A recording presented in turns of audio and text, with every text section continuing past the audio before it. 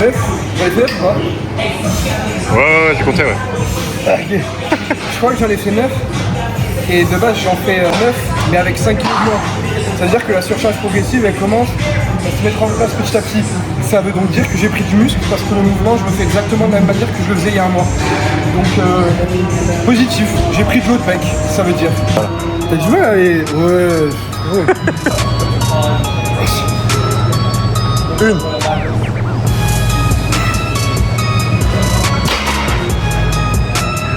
Faut que tu arrêtes de lever ton cul, toi. Hein? T'as levé ton cul, là? C'est la dernière. La triche. Mais au moins, on a compté les fois. Non, c'est vrai, faire.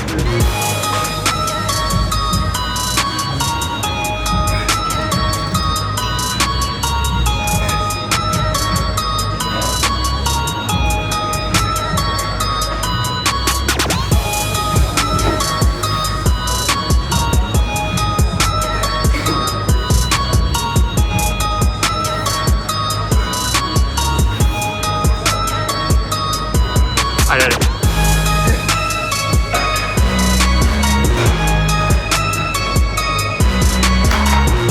Bon, mais j'ai commencé à 9 reps, deuxième série 8 reps, et troisième série, je fais jamais de troisième série, mais là je me sentais bien sur cet exo, 7 reps.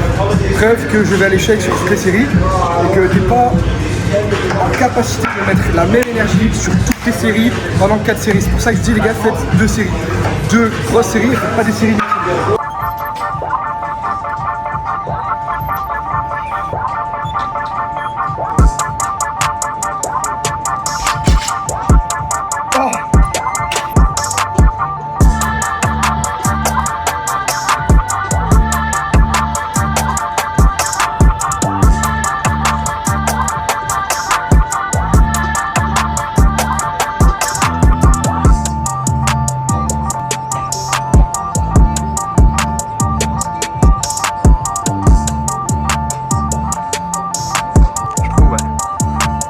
Tout à l'heure.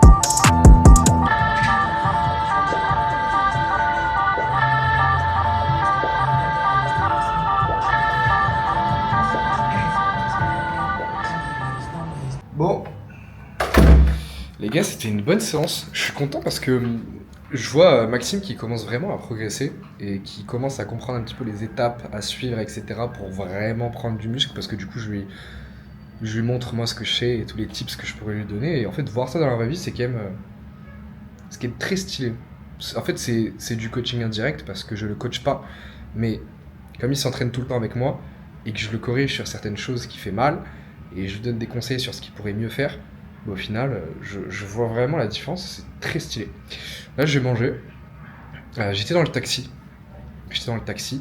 Et j'étais en train de réfléchir à comment est-ce que je pourrais vous donner de la valeur le plus possible et comment vous pourrez actionner des principes vraiment simples pour que vous puissiez déjà commencer à changer votre niveau d'entraînement, votre niveau de vie, etc. Et moi, c'est des trucs que j'avais appliqués quand j'étais plus jeune et qui m'ont aidé.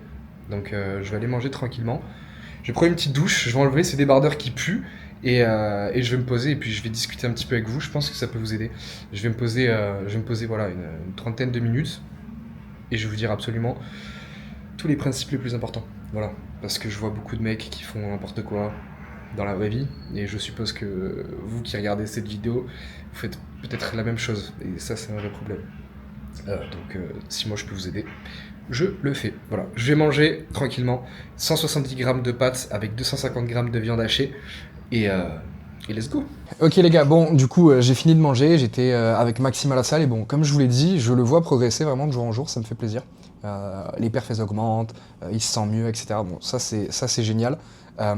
Et du coup ça m'a donné des idées parce que j'étais dans le taxi et je me suis dit, j'ai des connaissances que les gens n'ont pas conscience que j'ai et il faudrait que je leur mette ça juste sur une petite vidéo pour qu'ils puissent actionner directement après cette vidéo des choses, des leviers qui vont leur permettre de pouvoir progresser et d'améliorer leur processus.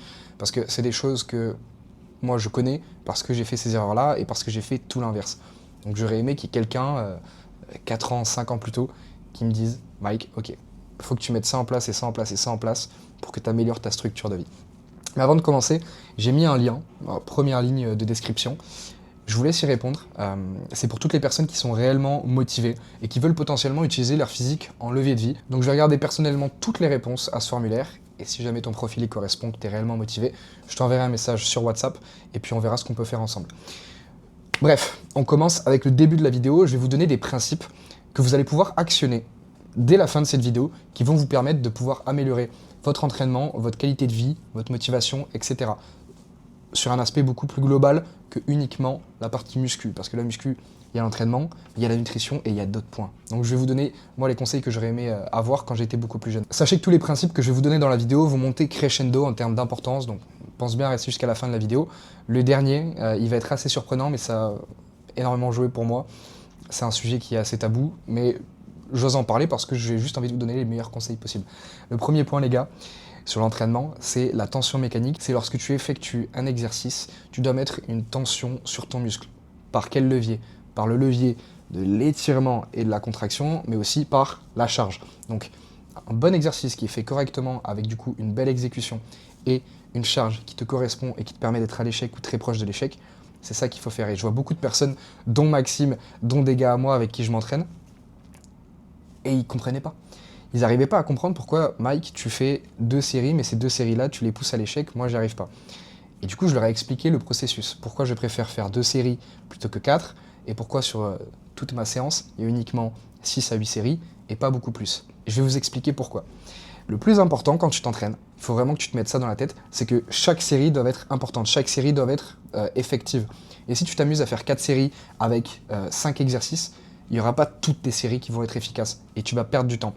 Il y a une étude qui prouve que au bout de 6 séries, par groupe musculaire, par séance, tu es au summum en termes d'efficacité pour pouvoir prendre du muscle. Et pour prendre du muscle, ce qu'il faut faire les gars, c'est pas faire le plus de séries possible et vraiment fracasser ton muscle. Non, il faut que tu stimules ton muscle, que tu rentres chez toi, que tu manges, que tu te reposes et que tu essaies de faire ce muscle le plus rapidement possible, dans de bonnes conditions, quand il a bien récupéré.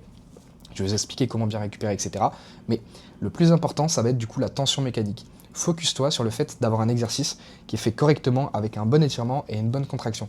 Parce que si tu ne contractes pas ton muscle et si tu n'étires pas ton muscle ou pas à 100%, tu passes juste à côté potentiellement de 50% de résultats ou de stimulus en plus sur ton exercice. Et quand j'étais jeune, j'aimais vraiment soulever lourd. Donc je retenais pas la descente et puis après j'explosais mes reps sur le curl, sur le développé couché aux haltères, etc. Et quand j'ai commencé à vouloir faire attention à mon exécution, ça veut pas dire que tu ne dois pas mettre lourd. Là est le parallèle. Tu dois mettre lourd, mais tu dois faire attention à ton exécution et tu dois, entre guillemets, retenir ta descente pour être sûr que ton mouvement il est contrôlé, que tu étires ton muscle correctement et qu'ensuite tu puisses exploser. Et ça, jusqu'à l'échec ou très très proche de l'échec. Ça dépend de ton objectif. Écoute, si tu veux prendre du muscle, moi je te conseille d'aller à l'échec. Si tu es en sèche, je te conseille de garder potentiellement une rep avant ton échec musculaire pour pas accumuler de la fatigue parce qu'il y a déjà ta diète qui est une contrainte en termes de fatigue pour toi. Donc si tu t'ajoutes en plus de ça un entraînement qui est de 1 beaucoup trop long et de 2 beaucoup trop intensif, tu vas pas tenir au long terme et c'est à ce moment-là où tu vas revenir à ta situation de base, donc faire l'effet yo-yo. Pour résumer, tension mécanique, j'ai envie que tu puisses actionner dès demain ce principe-là. Imaginons que demain, tu vois cette vidéo et tu fasses les pecs. Concentre-toi à faire un exercice où tu vas contrôler ta descente sans trop abuser. Tu n'es pas obligé de faire 5 secondes de descente, mais au moins 2 belles secondes bien contrôlées avec un bel étirement et ensuite une belle contraction. Un exo qui est bien fait. Et de l'autre côté, n'oublie pas ce facteur parce qu'il est extrêmement important, tout aussi important que l'étirement et la contraction, mais lourd. Mais lourd et va à l'échec. Si ton but c'est de prendre du muscle, va à l'échec. Ne va pas trop loin parce que tu vas te fatiguer, mais va à l'échec. C'est la base de l'entraînement. C'est ce que moi j'aurais aimé savoir parce que je me poussais pas à l'échec. Ou alors quand je me poussais à l'échec, je faisais juste des reps qui étaient dégueulasses. Et du coup j'avais soit l'un, soit l'autre. Et quand tu as les deux combinés, c'est-à-dire que tu actives ces deux leviers-là, l'étirement, la contraction et une grosse charge, ça se rejoint, ça fait un stimulus qui est complet. Et du coup, tu es à 100% de ce que tu pourrais faire sur ta série. Et quand tu es à 100%, tu évites de perdre du temps. Moi, cette vidéo, c'est juste pour vous éviter de perdre du temps en musculation. Je vois beaucoup de mecs qui prennent des poids qui sont légers, ils sont extrêmement confortables avec. Et quand je dis que je vois des mecs, c'est mes amis. Voilà. Et puis, ils font beaucoup de reps comme ça. Et je dis, pourquoi tu fais ça? Bah, pour pump. Mais du coup, ça te sert à quoi de pump? Bah, de prendre du muscle. Non. Quand tu pump, c'est pas ça qui te fait prendre du muscle. Le premier facteur d'hypertrophie, c'est la tension mécanique. C'est le premier facteur, et probablement un des seuls qui va te permettre de prendre du muscle. Donc, d'effectuer un gros stimulus sur ton muscle, de déchirer des fibres, et de pouvoir récupérer derrière. C'était le premier point que je voulais voir ensemble, parce que l'entraînement, c'est quand même un gros sujet. Un entraînement qui est intensif et qui est bien structuré, c'est un entraînement qui te permet de progresser, tout simplement. Donc, maintiens ces deux choses-là en tête, c'est une belle exécution et un poids qui te permet d'être en difficulté. Sans faire trop de répétitions, ça sert à rien. 5 à 9 répétitions maximum, c'est génial pour prendre du muscle. Le deuxième point qui est pour moi très très important, et voilà, là c'est un peu critique parce que la nutrition, c'est compliqué pour certains, parce qu'on entend tout sur la nutrition. On entend faut faire ci, faut faire ça, mais faut pas faire ci, il faut faire des régimes cétogènes pour perdre du gras, il faut faire un déficit de 1000 calories pour perdre du gras. Et en fait, non, Mike il m'a dit qu'il fallait faire un déficit de 300 calories avec un cardio basse intensité. Ok, donc là, t'es perdu. Je vais prendre les deux cas de figure. Si jamais tu as envie de prendre du muscle, tu fais un surplus de 300 calories. Comment est-ce que tu peux faire un surplus de 300 calories sachant que tu ne connais pas ta maintenance? Ok, tu vas calculer ta maintenance avec un truc tout simple, tu vas sur internet et tu tapes calcul métabolisme basal. À partir de ce moment-là, ils vont te demander ton poids, ta taille, ton niveau d'activité, ton âge, ton sexe, etc. Tu vas te baser sur ce qui te représente le plus pour toi. Moi, en l'occurrence, si je devais faire ce test, je dirais que je suis légèrement actif. Parce que je me lève le matin, je vais à la salle de sport, je mange, je bosse, je fais un peu de cardio, mais j'ai pas un métier qui me fait bouger partout. J'ai un métier où, par exemple, je fais une vidéo à l'heure actuelle, où je suis posé sur mon lit, je fais du montage, ou alors je gère ma marque, pardon. Mais j'ai pas un métier qui me fait bouger, donc je me considère comme légèrement actif, et ensuite tu rentres ton poids, ta taille, ton niveau d'activité, ton sexe, ton âge, et t'as ta maintenance. Ta maintenance qui est du coup approximative. Et sur la première ou deuxième semaine, tu vas faire un surplus de 300 calories. Donc par rapport à ta maintenance, disons qu'elle est à 2500, tu vas faire un surplus de 300 calories. Ok, maintenant je vais te donner des chiffres qui sont concrets. Pour les protéines, voilà, ça c'est la base, les protéines, tu dois la mettre à chaque repas. Imaginons que tu aies 4 repas dans ta journée, tu mets des protéines à chaque repas et tu essaies d'avoir entre 30 et 50 grammes de protéines par repas. C'est génial. Voilà. Il te faut 2 grammes de protéines par kilo de poids de corps, c'est ce qui est conseillé, c'est ce que je conseille, pardon, parce que c'est ce qui marche, c'est ce qui fonctionne. Donc, imaginons que tu fasses 70 kg, tu dois avoir 140 grammes de protéines sur ta journée. Ok, jusque-là tu me suis. Maintenant, les lipides. Les lipides, c'est le gras. Et c'est là où je vois énormément d'erreurs sur les lipides, parce que les gens mettent 1 gramme de lipides par kilo de poids de corps, et c'est absolument inutile. En fait, l'énergie que tu vas utiliser pendant que tu t'entraînes, ça va être en grande majorité des glucides. Ok, jusque-là tu me suis. Donc pourquoi mettre 1 gramme de lipides par kilo de poids de corps? Ça n'a absolument aucun sens, tu vas juste stocker le gras. Donc concentre-toi sur manger des lipides de qualité. 0,6 g de lipides par kilo de poids de corps, c'est déjà largement suffisant pour soutenir ton profil hormonal. Parce que les lipides, ça sert à ça sert à soutenir ton profil hormonal. La testostérone, etc., comment tu te sens, etc. Ok. Si tu montes à 1 gramme, ça va juste être contre-productif et tu vas juste stocker le gras en plus que tu as mis. Et tout le reste des calories disponibles sur ta journée, tu vas les mettre sous forme de glucides, donc d'énergie. Et les glucides, tu vas les placer autour de l'entraînement. Jusque-là, tu me suis. Maintenant, pour les personnes qui veulent perdre du gras, pas perdre du poids, parce que perdre du poids, ça n'a pas de sens pour les personnes qui veulent perdre du gras. Le processus, c'est exactement le même, mais tu le fais dans l'autre sens. Ok. Imaginons que ta maintenance soit à 2500 calories. Ce que tu vas faire, c'est que tu vas commencer ta première ou ta deuxième semaine, durant 1 ou 2 semaines, avec un déficit de moins 300 calories. Et le déficit ne doit pas bouger en termes de protéines et de lipides. Ce qui doit bouger, quand tu es en surplus ou quand tu es en déficit, ça va être les glucides. Donc tu diminues tes glucides. Jusque-là, tu me suis. Si tu veux sécher, cardio basse intensité. Ok. Pourquoi basse intensité? Parce que si tu fais du cardio haute intensité tous les jours, il y a beaucoup de chances pour que, certes, tu ailles beaucoup plus vite, certes, tu dépenses beaucoup plus de calories si tu fais la même durée en basse intensité qu'en haute intensité, sauf que tu vas utiliser l'énergie, donc les glucides, tu vas brûler des glucides, tu vas utiliser de l'énergie pour mettre justement beaucoup d'énergie dans ton cardio haute intensité. Et c'est à ce moment-là où tu vas te sentir fatigué. Certes, tu vas faire un gros déficit, mais tu vas perdre beaucoup de poids. Et la majorité du poids que tu auras perdu, ça va pas être du gras, ça va être du muscle. Voilà. Donc c'est absolument ce qu'on veut pas. C'est pour ça que je précise bien perte de gras et pas perte de poids. Ok. Maintenant que tu sais qu'il faut pas faire du cardio haute intensité et que quand tu fais du cardio haute intensité avec un trop gros déficit, tu perds du muscle. Comment faire pour éviter de perdre du muscle? Tu dois faire un léger déficit. Ton déficit, il ne doit pas être énorme. Ça sert à rien de commencer avec un déficit énorme, à part si tu es en mini-cut, mais ça, c'est encore des aspects beaucoup plus techniques. Pour quelqu'un de lambda, de normal, qui veut perdre du gras parce qu'il estime qu'il est juste trop gras, tu fais un déficit de 300 calories. Tu mets du cardio à basse intensité. Tu diminues tes glucides et tu gardes tes protéines hautes, comme ce que tu devrais faire si tu voulais prendre du muscle. Et à ce moment-là, tu vas te retrouver dans une situation où, certes, tu perds moins de poids que la personne qui fait un déficit qui est absolument énorme, mais sur cette perte de poids-là, tu auras gagné en qualité. Ce que je veux dire par là, c'est que tu auras perdu plus de gras, largement plus de gras que de muscle, parce que tu fais les choses correctement, dans le bon ordre, etc. Évidemment, il y a des variantes. Là, je t'ai donné les 2 premières semaines. Ensuite, un plan, il se construit en fonction de comment ton physique y réagit, comment tu te sens, ton niveau d'énergie, la globalité. Mais si tu as envie de démarrer, commence avec un déficit qui est léger, commence avec un surplus calorique qui est léger. On oublie les 1 g de lipides par kilo de poids de corps, c'est absolument inutile, tu vas juste stocker du gras. 2 g de protéines par kilo de poids de corps et tout le reste en glucides, donc en énergie. Et les glucides, évidemment, les gars, vous le savez très bien, on les place autour de la séance. Donc si tu t'entraînes par exemple à 10h30 du matin, tu vas manger la majorité des glucides avant ton entraînement, c'est-à-dire le matin au petit déjeuner, et après ton entraînement. Pourquoi? Parce que tu as besoin d'énergie, ce dont je parlais par rapport au cardio haute intensité, tu as besoin d'énergie dans ton entraînement, et tu as aussi besoin de recharger tes stocks de glycogène après ton entraînement.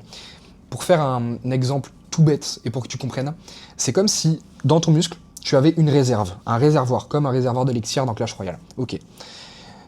Et en fait, le matin, ton réservoir, on va dire qu'il est à 0. Je fais vraiment un schéma tout bête pour que tu comprennes. Il est à 0. Tu lui donnes des glucides, donc il monte à 10 sur 10 d'élixir. Puis ensuite, quand tu t'entraînes et que tu mets assez d'intensité, ben, il va baisser. Donc potentiellement, qu'il va être à, je sais pas moi, 3 sur 10, 2 sur 10. Après ton entraînement, tu le recharges avec du coup des glucides. De l'autre côté, tu contournes, on n'est plus sur le réservoir d'élixir, tu mets des protéines, tu mets pas de lipides après ton entraînement parce que ça ralentit l'absorption de protéines et tu mets pas des lipides avant ton entraînement parce que ça ralentit la digestion, donc fatigue. Ok. Maintenant, je te résume. Parce que je parle beaucoup, mais il faut vraiment que tu comprennes et que cette vidéo te serve à quelque chose. 2 grammes de protéines par kilo de poids de corps. 0,5-0,6 grammes de lipides par kilo de poids de corps. Le reste de tes calories, je me suis spoil, en glucides, que tu sois en sèche ou en prise de muscle, prise de masse, appelle ça comme tu veux. Ok. Glucides autour de l'entraînement, avant et après, en majorité sur ce que tu as de disponible, du coup, en calories, sur ta séance. On évite les lipides avant la séance parce que ça ralentit la digestion. Donc, si tu es en train de digérer, tu vas pas pouvoir être performant. Donc, ce qu'on veut, c'est des glucides qui sont rapides, comme de la crème de riz, par exemple, c'est génial. Ou avec crème de riz avant l'entraînement, c'est ce que je prends. C'est génial. Et ensuite, pas de lipides. Salut. Ensuite, pas de lipides après l'entraînement parce que ça ralentit l'absorption de protéines. Et ce que tu veux après ton entraînement, c'est de pouvoir absorber des protéines. Ok, tu m'as suivi. Ça, c'était pour la partie nutrition.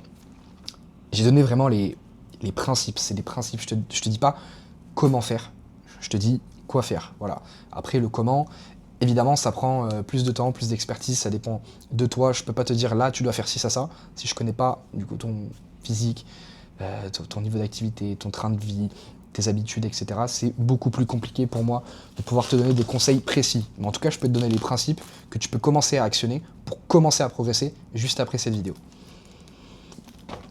Bon, tu l'auras compris.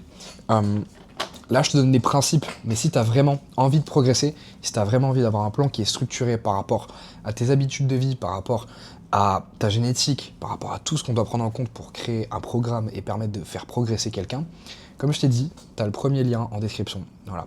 Tu cliques, tu remplis le formulaire, on va regarder attentivement, mon équipe et moi, et ensuite, personnellement, j'irai te recontacter si ton profil est entre guillemets éligible à pouvoir bosser avec nous, et on voit ce qu'on peut faire ensemble pour te faire progresser et te faire passer d'un physique qui te plaît pas à un physique qui te plaît et qui devient des leviers de vie. Quand je parle de leviers de vie, c'est pour le business, pour tes relations, pour ta confiance, c'est un global, pas que le physique, mais ce que tout entoure derrière. Ok. Maintenant, troisième point. Encore une fois, les gars, c'est un point que beaucoup de personnes négligent, dont moi. Je l'ai négligé quasiment toute la durée de ma pratique en muscu. si ce n'est là les 3 dernières années où je commence à être plus sérieux, ça fait 9 ans que je m'entraîne, ça va être le sommeil. Ok, je vais te donner des chiffres qui sont très précis. Le sommeil, si tu dors moins de 7 heures par nuit, donc si je sais pas moi tu te couches à 2 heures du matin pour te lever à 9 heures, un exemple tout bête, si tu dors moins de 7 heures par nuit, ton cortisol, il monte. Cortisol qui est l'ennemi numéro 1 pour la prise de muscle, parce que le cortisol, ça produit du catabolisme, et le catabolisme, c'est juste le fait de perdre du muscle. Ta testostérone va perdre entre 10 et 15%, donc ta testostérone chute à partir du moment où tu ne dors pas. En fait, le sommeil, c'est la base de tout, c'est la tour de contrôle, entre guillemets, si tu fais bien ce que je t'ai dit, c'est-à-dire tu t'entraînes correctement, tu appliques de la tension mécanique, tu fais des belles séries, tu ne t'entraînes pas trop. Que de l'autre côté, ta nutrition est carrée, que tu as une diète en fonction de ton métabolisme basal, que tu places bien tes protéines, tes lipides, tes glucides, que tu fasses les choses correctement. Mais que par malheur, tu n'arrives pas à avoir un bon sommeil, c'est comme si tu faisais 80% d'efforts pour 20% de résultats. Tu fais la loi de Pareto, mais en inversé. C'est-à-dire que tu fais 80% d'efforts pour 20% de résultats parce que tu as le pilier qui est vachement important que tu ne respectes pas. Ça fait partie des ça fait partie des 3 gros piliers que tu dois avoir. L'entraînement, la nutrition et le sommeil, les gars, c'est un pilier que vous sous-estimez trop. Ce qui se passe, c'est que le stimulus sur ton muscle, tu le mets à la salle. Tu vas reconstruire et donner, entre guillemets, l'apport et l'énergie avec ta diète, donc avec ta nutrition. Mais de l'autre côté, quand le muscle se reconstruit purement, c'est-à-dire que quand le muscle, il est cassé, il fait son effet de reconstruction, c'est quand tu vas dormir. C'est le sommeil. Et le sommeil, il doit être de qualité, il doit être profond. Et pour ça, il y a plein de choses que tu peux mettre en place dès aujourd'hui, donc dès ce soir, quand tu regardes cette vidéo, quand tu vas dormir, pour que tu aies un sommeil qui soit de meilleure qualité. Le premier truc, première chose que j'ai mis en place, moi, et qui m'aide largement, c'est de ne pas regarder son téléphone 30 minutes avant de dormir. Je sais que tu l'as déjà entendu, mais je sais que tu l'as entendu par quelqu'un qui ne te motive pas. Moi, maintenant, je te le dis, je l'ai essayé. Quand je pose mon téléphone 30 minutes avant mon heure de sommeil qui est déjà prédéfinie, je t'en parlerai après, c'est beaucoup, beaucoup plus simple pour moi de m'endormir. Je suis beaucoup plus relaxé. Je suis, entre guillemets, clairvoyant dans mon sommeil et j'ai pas une full up d'informations, j'ai pas un trop plein d'informations dans ma tête. Deuxième point, le téléphone, ça rejette de la lumière bleue. Et quand tu rejettes de la lumière bleue sur tes yeux, ça fait un effet dans ton cerveau qui te met en mode survie, en mode impossible de dormir, en mode stimulus, en mode tu es stimulé. Deuxième point que tu peux actionner dès maintenant, et je te l'ai dit tout à l'heure, c'est mettre une horaire de sommeil fixe. Donc tu te mets un réveil, une alarme, mais pas un réveil pour te réveiller, tu mets un réveil pour t'endormir. Parce que tu sais que là, dans 30 minutes, tu vas devoir dormir. Ok. Donc, tu mets un réveil, je sais pas moi, à 22h30 ou à 23h30 si tu veux, si tu veux te coucher à minuit. 23h30, tu mets ton réveil, tu vas poser le téléphone, je sais pas moi, derrière la porte d'entrée par exemple. Et pendant 30 minutes, soit tu te relaxes, soit tu lis un livre qui te permet d'avancer sur le business ou de te développer mentalement, etc. Juste, tu trouves quelque chose qui est beaucoup plus apaisant et qui n'est pas en lien avec un écran. À partir de ce moment-là, ton corps va se relâcher et tu vas te sentir beaucoup mieux. Troisième tips, et actionne-le si jamais tu as la clim chez toi. Essaie de dormir dans une pièce qui est entre 17 et 20, 21 degrés maximum. Dormir dans une pièce où la température est froide, ça permet de refroidir la température corporelle de ton corps, excusez-moi, je ne sais pas parler. Et quand ton corps est à une température beaucoup plus basse, ça privilégie, ça facilite le sommeil profond. Et le sommeil profond, c'est vraiment à ce moment-là où toutes les hormones sont libérées, l'hormone de croissance, tout va se passer dans ton corps du moment où tu as un sommeil qui est de qualité. Et pour le sommeil de qualité, je vais l'expliquer.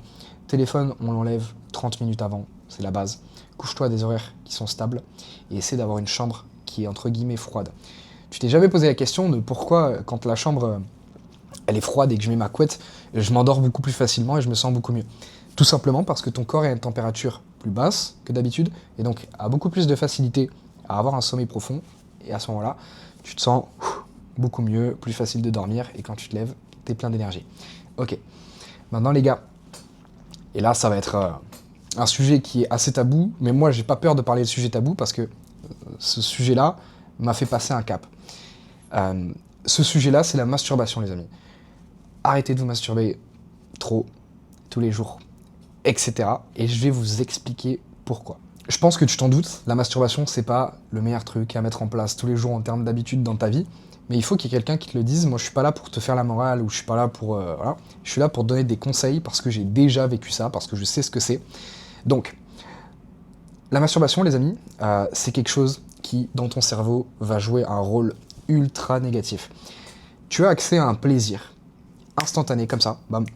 Tu vas avoir ce plaisir-là, qui est du coup un choc de dopamine énorme pour ton cerveau, et tu peux y avoir accès ultra facilement. Donc si chaque jour, tu décides de te masturber, ça veut dire que chaque jour, tu as ce choc de dopamine ultra rapide. Ton système de récompense, actuellement, il est vraiment comme une voiture RSV, comme une log de RS3 qu'un mec a mis en carton sous ballon. Ok.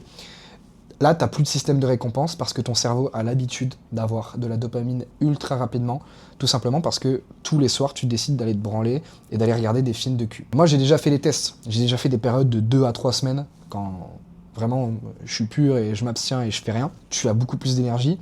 C'est un peu comme si tu étais dopé, mais naturellement. Tu as beaucoup plus d'énergie, tu te sens plus fort, tu es plus clairvoyant, tu es plus motivé en règle générale et tu as plus de facilité à parler aux gens aussi. En règle générale, tu te sens juste beaucoup mieux. Pour vraiment donner un exemple concret, c'est comme si là, pendant genre 7 jours, tu avais fait la meilleure diète, le meilleur entraînement et le meilleur sommeil possible. La masturbation, c'est ce qui peut potentiellement niquer tes progrès à long terme et à petit feu sans que tu t'en rendes compte. Tout simplement parce que tu vois ça comme, ouais, ok, je me fais plaisir de temps en temps et tout, c'est cool. Non, ça marche pas comme ça. Quand ton cerveau et ton niveau de dopamine est niqué, tu n'as plus du tout la même motivation que ce soit pour la salle ou que ce soit dans le business, pour aller parler à des femmes, pour avoir des interactions sociales. Et puis il y a ce truc aussi où tu sais que, vas-y, inconsciemment, t'as fait quelque chose hier soir de pas bien, parce que tu sais que la masturbation, c'est pas bien pour toi.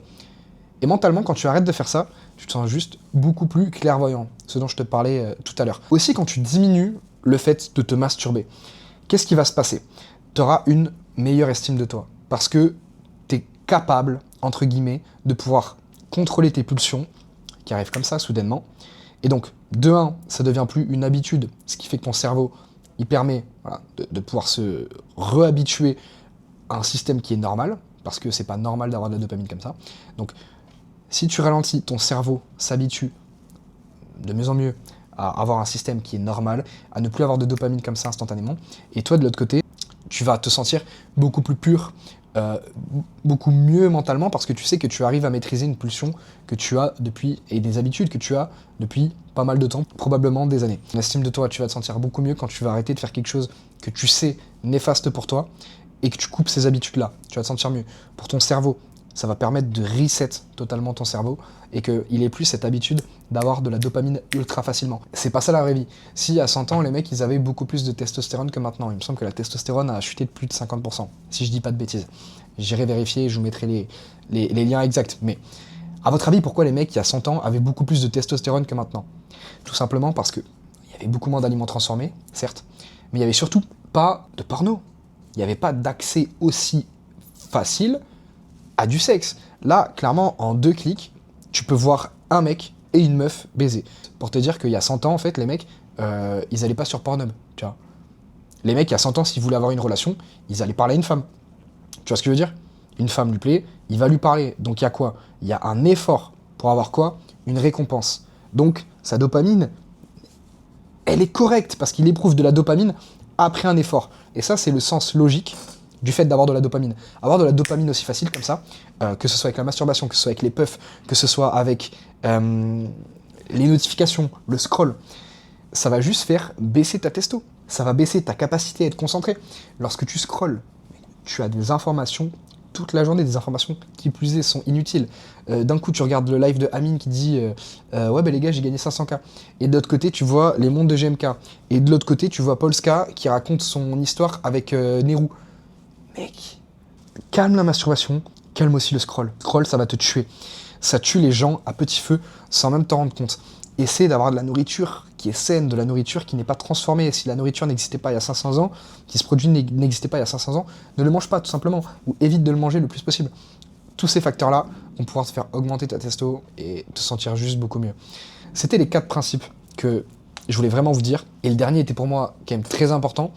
Encore une fois, moi je vous le dis, je dis pas ça pour vous faire la morale, je dis pas ça pour que vous vous sentiez comme des merdes. Je dis juste ça pour que vous preniez en compte ce que je vous ai dit et que vous actionnez des méthodes et ces principes-là le plus rapidement possible dans votre vie pour que votre vie s'améliore. Tout simplement, c'est une vidéo. Si tu la regardes et si tu es vraiment attentif et si tu m'as regardé jusqu'au bout, c'est parce que tu es intelligent. Tu sais que ce que je te dis, c'est pas de la merde et tu sais que ce que je te dis, moi, je l'ai déjà vécu. Donc, je te donne des conseils que toi, tu peux appliquer là dès demain. Dès demain, tu vas à la salle, tu appliques une grosse tension mécanique et un bel étirement. Ok, avec des belles charges. Ensuite, demain, tu crées ta diète. Une diète qui est adaptée à tes objectifs, à ton métabolisme basal, etc. Ok. Dès demain, tu poses ton téléphone 30 minutes avant de te coucher. Tu respires, tu lis un livre s'il faut, etc. Et surtout, tu mets ta chambre, entre guillemets, le plus froid possible. Je te dis pas de mettre ta chambre à 10 degrés, mais tu m'as compris. Et de l'autre côté, dès demain soir, ne te masturbe pas. Calme cette habitude. Prends l'habitude d'avoir une récompense par rapport à ce que tu as déjà fait. D'accord ? Par rapport à un effort que tu fournis. Ce que tu peux faire, c'est que tu commences avec 7 jours sans te masturber, ok ? Sans éjaculer, sans te masturber, pendant 7 jours. Et regarde comment tu te sens. Essaie de tenir ça déjà 7 jours. Je sais que c'est compliqué, mais essaie de le faire. De l'autre côté, en parlant de dopamine et de système dopaminergique, évite le scroll. Le scroll, c'est vraiment le testostérone killer pour les hommes. Tu deviens une merde quand tu scrolles. Moi, ça m'arrive de scroller, mais si je te montre mon temps d'écran, il n'y a pas beaucoup de TikTok. C'est juste pour regarder les idées, etc. Parce que je me suis rendu compte très tôt, et je me remercie très tôt, que le scroll, en fait, c'était l'ennemi de la productivité, c'était l'ennemi de la testostérone, c'était un trop-plein d'informations qui était absolument inutile.